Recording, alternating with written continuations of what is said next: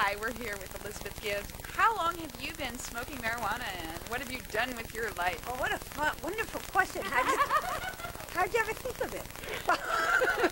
I'm professional, I'll tell you.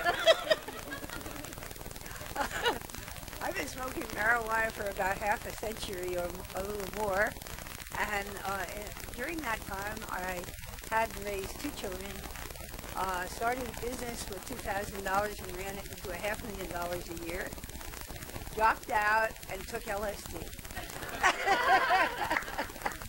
And I started doing shortly after radio work and have never stopped. So that's what I've been doing with my life. Could you tell us about this organization? It's called Partnership for Drug-Free America. They have a lot of PSAs. No. And they mention marijuana. They never mention alcohol or tobacco in any of their spots. Oh, you mean those the Christians? Well, I'm not actually. I heard a rumor. I heard a rumor that the people funding this Partnership for Drug-Free America were the alcohol and tobacco companies. I heard a rumor it was the CIA. I mean, it's very important. Let me put this coffee down. I would like to talk about it, actually, not joking. I really feel the war on drugs, per se, has devastated the United States economically, emotionally, morally, in every way. And that until people understand that they can't make an economic culture survive on the strength of prisons and legal insanity. Until that happens, this country is sliding. And that when it stops, and the recognition of hemp and marijuana, but hemp as a financial incentive for the United States, and marijuana would be nice as a spiritual teacher for the United States. But at least until we understand that we cannot build a whole economy on drugs, on a war against drugs. And a prison economy. And a prison economy, right. That's how I feel. And I would like to just, and not to hold the whole thing up, I'm not really very political anymore, but I would like to give a little plug for marijuana, not just as medical, legal, but marijuana to be legal, because it will so much change, I think,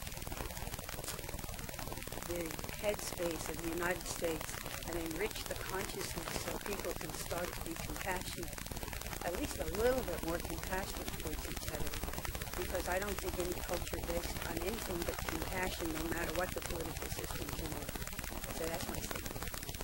And you think marijuana is an herbal guide for people to rediscover that compassionate sense that they have within? Oh, yeah, I didn't mention how they work together. Thanks, that was good.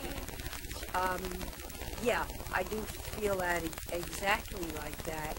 I feel as though marijuana has been my teacher, my ally, and my friend.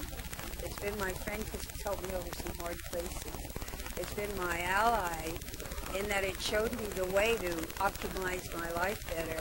It's been my teacher because it isn't always just an escape route to other realities. It intensifies each one so that you can't help seeing who you are. And then you have a choice. Are you going to change? Are you going to change a little bit? Well, eventually. Oh, it's too much trouble to change right now. No, you have that choice. So, Elizabeth, what did you say to your children when you were smoking marijuana and they asked you, isn't this illegal, Mom? Well, it was really different. The whole culture was very different then. And actually, when I started smoking, we smoked in locked bathrooms. I mean, there was no way anything like what's happening here today could happen. We didn't smoke openly. It was years before that started to happen. I remember the first time I smoked outside, and it was so dramatic. Wow, look what we're doing. So I don't remember my child. I turned my son on to marijuana, and he turned me on to peyote a little later.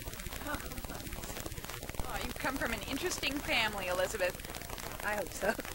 I think so. I think when you have a creative spirit inside of you, and a spirit that loves freedom. Marijuana can be one of the greatest aids. Do you make a distinction between organic drugs such as marijuana, which is an herb, and you mentioned peyote, which is also a hallucinogenic herb, but it's an herbal, versus say drugs like say amphetamine or even cocaine, which originally comes from a plant but is processed, heavily processed. Do you make a distinction between chemical drugs and organic drugs? I'm a New Age heretic, so I don't know about that, but I feel how a substance happens is much less important than the kind of headspace it puts people or helps people to put themselves into. So if it's an amphetamine, I've seen it kill friends of mine. I mean, really, for real. And that's not my goal in a substance. It's not to kill me. Cocaine sure makes you feel good for a little while, but after a few years, you develop paranoias and awful stuff. So that's not a drug of choice. So is this what you counseled your children about, good drugs versus bad drugs?